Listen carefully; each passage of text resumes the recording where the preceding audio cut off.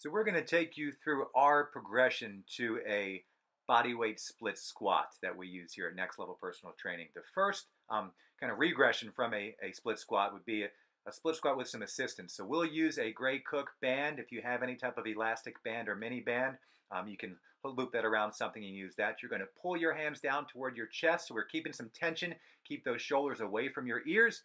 From here, you're just going to drop straight down and then straight up. Your back leg, we want to have that knee right under your hip so you can adjust your foot, slide that back a little bit if needed, and that back knee should drop right down below your hip. With your front foot, that's the one doing the work, so I want you to make sure your heel is glued into the ground and you're going to grip the floor with your toes, coming straight down and straight up.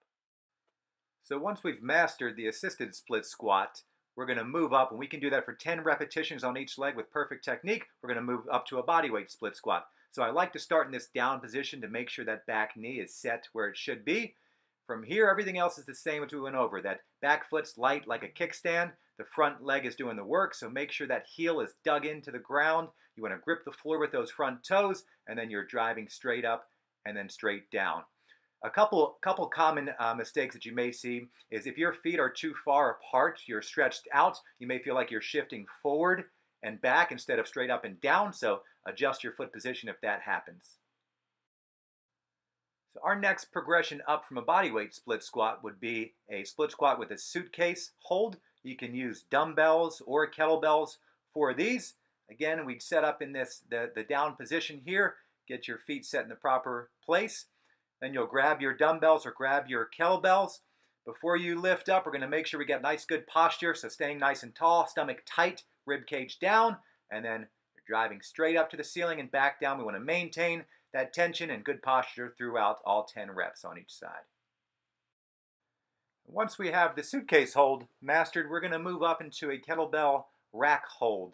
So the proper way to pick these kettlebells up to get in this rack position would be to do a kettlebell clean. So starting out like you're doing a swing, and then make sure those elbows stay nice and tight as you swing those kettlebells up. You want to make sure that the grip you have on these kettlebells, the handle should be closer to your thumb. We don't want that handle up by your fingers, which that'll cause your wrist to bend, can put a lot of pressure there. So make sure handle's down by your thumb. We're going to step back, setting up into the proper position, and then coming straight down and straight up. A couple reasons this can seem more challenging than the suitcase grip is having the kettlebells there by your chest. It can disrupt breathing for some people. It's also much more demanding on our core stability, so making sure we're keeping a nice tall spine and not going into extension.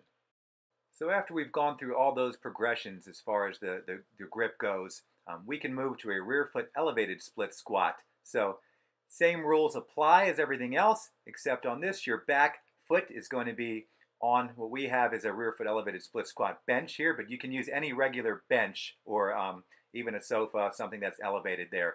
You want to make sure that you're not pushing that back foot into the bench or into the roller that you have. You want to be as light as you can on that back foot. Front leg is again doing the work. So with the back foot elevated, you may find you have to just adjust your spine angle. You can lean forward slightly, so we don't want to go into extension like this. You want to have a little bit of an angle forward, making sure that front heel stays glued. Step that out if you feel your heel coming off the ground. Usually a sign the foot's too close to you, so just move a step out further and reposition that foot to make sure that heel stays glued into the floor.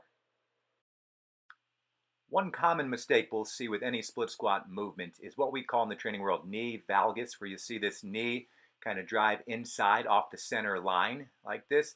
We want to make sure that during the movement that knee is right on top of your toes, so the knee is tracking right in line. You are coming straight down and straight up.